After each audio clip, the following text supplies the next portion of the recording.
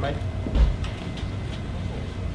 Dave, looking at Clayton's outings against the Cubs, a couple this year and one in the playoffs last year, where they've been able to kind of neutralize this dominance. How have they done it? What have you seen?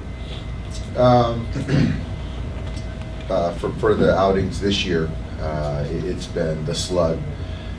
They haven't really put his together. They've just capitalized on some mistakes, and I think that's the case with any pitcher.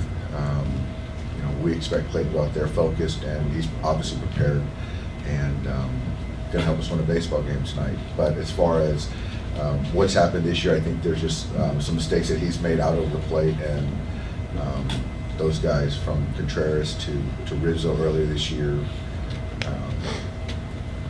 Contreras again, just balls that are out over mistakes. Hi.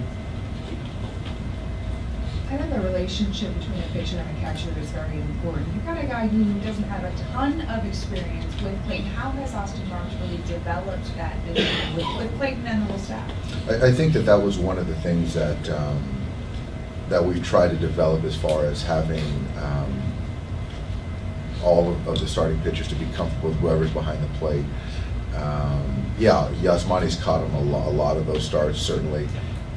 But Clayton's comfort level, they have not only just as teammates, they have a relationship, but off the field, they have a great rapport, understanding, and Austin does a great job of following the game plan, and he receives really well.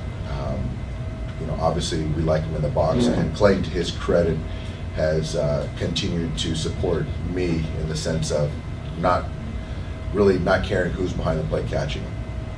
Tyler on the right. Was there a moment this spring or early this season when you knew that Chris Taylor was a different kind of hitter than he had been when you got him? Yeah, it was actually the first day of full squad workouts. He was, at that point in time, he was on a backfield. And so as I was kind of making my way around the different hitting groups in the different fields, and you see Chris and the way the ball's coming off, and he completely changed his swing mechanics. And there was that angle that he used to have that he really would, you know, had a loop in his swing. He really couldn't get to velocity, and that kind of changed. And the way he's using his entire body, and the ball was just coming off a lot more hot.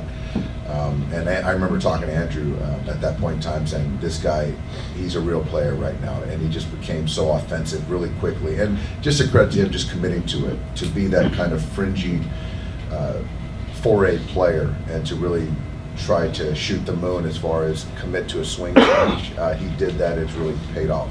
You've seen a few examples of that, you know, guys who change their swing and completely change who they are. Is that something that when you were playing, was it a lot more rare to see that kind of thing? I think so. I think it was a lot of hitters, people, I guess, are creatures of habit, and I can't say I would have done that. It's a big leap of faith.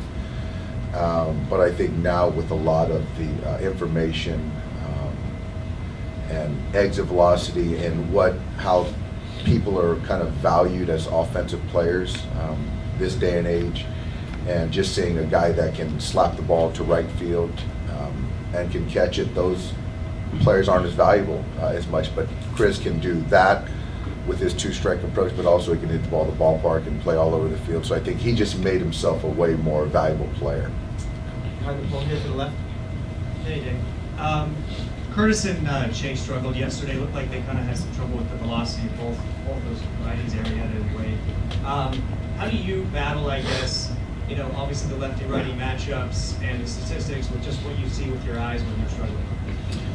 Well, I think that both those guys struggled with the breaking ball, actually. I think that they were getting ahead with the breaking ball, and then going down below the zone, and late they were trying to challenge with the fastball, and then you're in protect mode, still thinking about the breaking ball. I pitched both those guys very similarly. It's just one of those guys who just got to keep grinding, and you know, I'll make decisions, you know, going forward, you know, what I feel. But this entire season, I use my eyes, information, and see, and also how guys are feeling. But ultimately, it's about winning one game on that particular night. So you know, they're gonna work themselves out of it. They're grinding, like I said, and as far as setting a lineup, you know, when that day comes, then I'll make a decision. But they're on the bench tonight, and they'll be ready when called upon.